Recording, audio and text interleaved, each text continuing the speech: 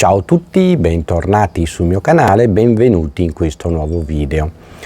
Oggi parliamo di un argomento particolare che fa il continuo con quello che abbiamo visto poco tempo fa, cioè il fatto che la CIA degli Stati Uniti d'America avesse studiato l'anima, se vogliamo, la parte spirituale dell'uomo per motivi spionistici, per motivi segreti, con il progetto Gateway. Oggi parliamo di un altro progetto parallelo che a un certo momento si incontra col progetto Gateway, quindi creando un'unione dei due progetti, e che dal 1995 è stato messo in pensione. Ecco, a differenza del progetto Gateway, che è stato completamente desecretato, almeno per quanto ci è dato sapere, il progetto Stargate non è stato completamente desecretato. Ma vediamo in cosa consiste il progetto Stargate e perché in qualche maniera è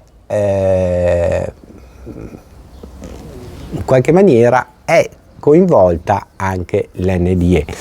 In realtà il progetto Stargate è un progetto che permette la visione a distanza, o per meglio capirci, la fuoriuscita dal corpo, quindi un'obe attraverso la quale si può vedere a distanza. La parte spirituale dell'uomo si stacca dal fisico e va a vedere un luogo distante, un oggetto, una persona, un avvenimento, e quindi un po' come una stazione ricevente a distanza riporta quanto visto a chilometri, a migliaia di chilometri di distanza. Questo è il progetto. Andiamo a vederne i particolari.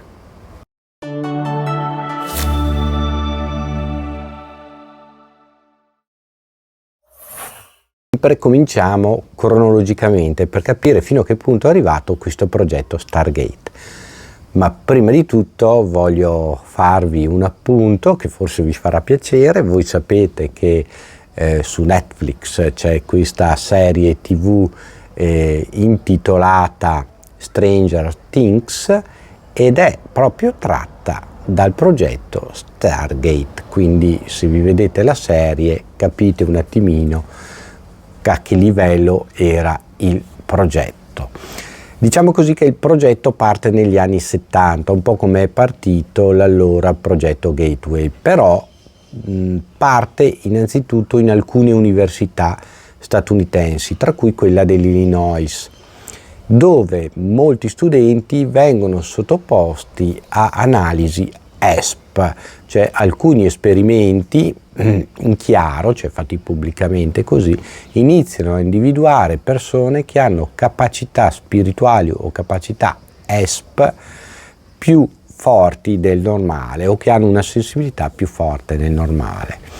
Dopodiché nel 1990 il progetto diventa ufficiale CIA fino al 1995, in cui viene apparentemente abbandonato. Dico apparentemente abbandonato perché poi si trasforma in un altro progetto, non più Stargate ma Farsight. Quindi il progetto Farsight è tuttora un progetto attivo della CIA. Comunque negli anni 70 il primo a portare avanti un vero e proprio esperimento con la copertura della CIA, e quindi che ha collaborato e collabora tuttora con la CIA, è lo Stanford Research Institute, SRI come acronimo, che è un partner costante della CIA e che porta avanti non solo il progetto Stargate ma anche il progetto FOIA e altri progetti in collaborazione con la CIA, nonché con l'esercito statunitense. Infatti, come il progetto Gateway, anche il progetto Stargate è stato iniziato dalla CIA ma portato avanti in collaborazione con l'esercito e la difesa degli Stati Uniti d'America. In cosa consisteva il progetto? Il progetto consisteva nel trasformare queste persone con capacità psichiche a spie a lunga distanza, cioè il poter trovare o vedere oggetti, persone e fatti a distanza dal luogo dove l'attore, dove la persona era presente. Allora, un'altra cosa che viene riportata anche nel telefilm Stranger Things, i soggetti non venivano chiamati per nome, ma venivano chiamati per numero. A differenza però del telefilm, dove 11 è il numero del personaggio principale del telefilm, il personaggio più importante del progetto Stargate è l'elemento 058. 058 è uno dei nostri viaggiatori astrali più importanti per quello che riguarda il progetto Stargate. Infatti è quello che riesce non solo a viaggiare a distanza, ma è quello che riesce anche a viaggiare nel tempo. E qua ci ricongiungiamo sempre, oltre che al progetto Gateway, anche all'NDE e all'EOBE in particolare, dove abbiamo visto che il pensiero cosciente permette di viaggiare sia nello spazio che nel tempo, una volta che siamo staccati dal nostro corpo fisico. Diciamo anche che la CIA non è originale in questi studi, infatti dal 1922 al 1930 circa i russi già avevano cominciato questi studi, che poi abbandonarono solo successivamente agli anni 70, quando a detta loro ricevettero degli attacchi o dei presunti attacchi di telepatia dagli Stati Uniti, ricominciarono a rinverdire questi studi e li ampliarono. Quindi diciamo che il progetto Stargate ebbe un omologo progetto contrapposto nell'allora Unione Sovietica.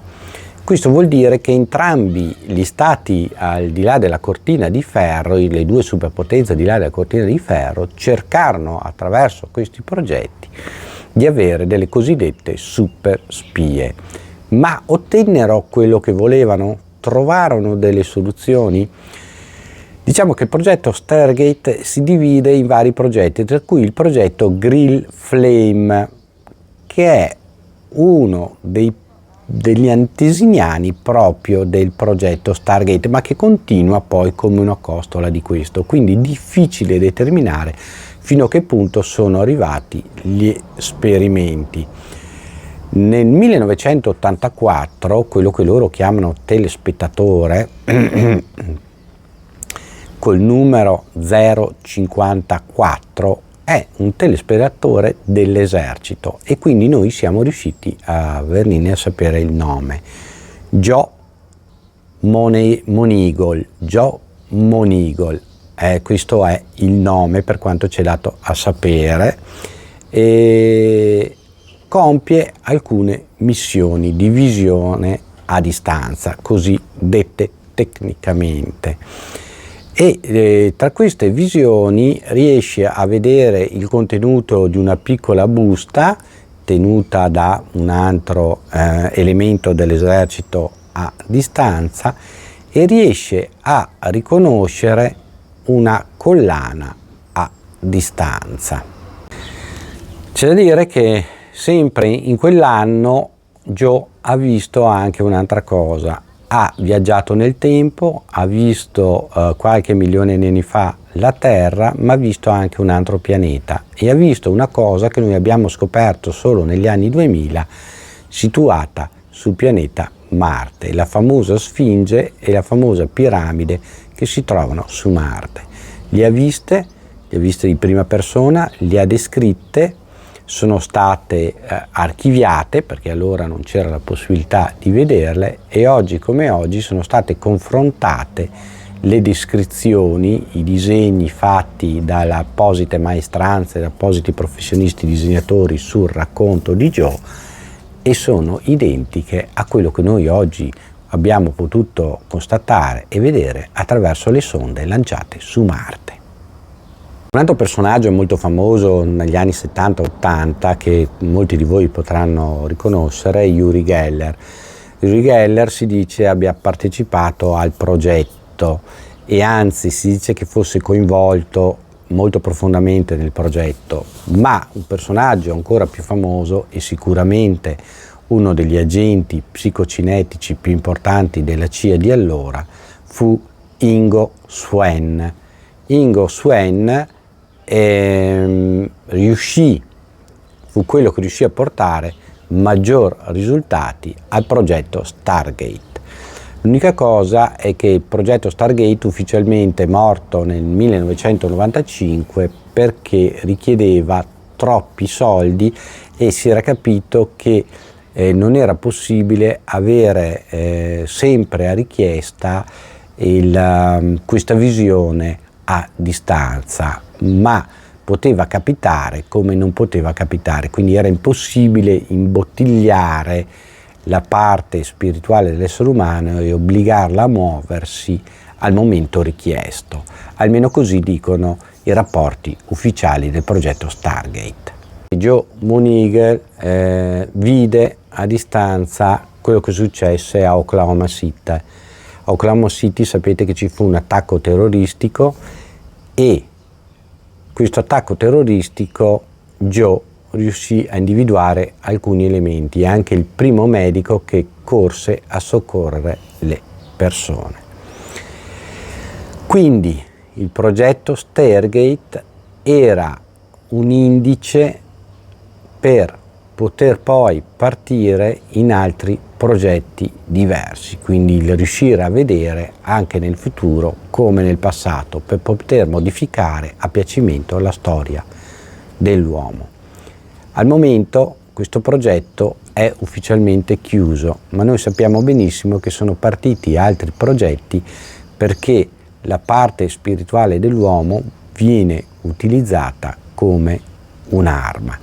Tra le altre cose si sta cercando di identificare la possibilità che questa parte, quando l'uomo ha un Obe, attraverso l'Obe, attraverso la sua parte spirituale, possa modificare anche il mondo reale, il mondo concreto. Questo è un altro degli esperimenti che sta portando avanti la CIA. Però volevo darvi alcuni riferimenti,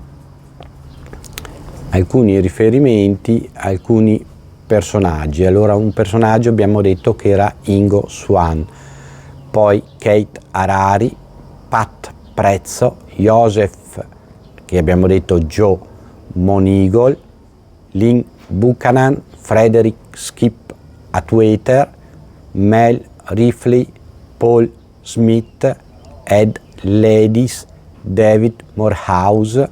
Questi sono alcuni dei nomi coinvolti nel progetto Stargate.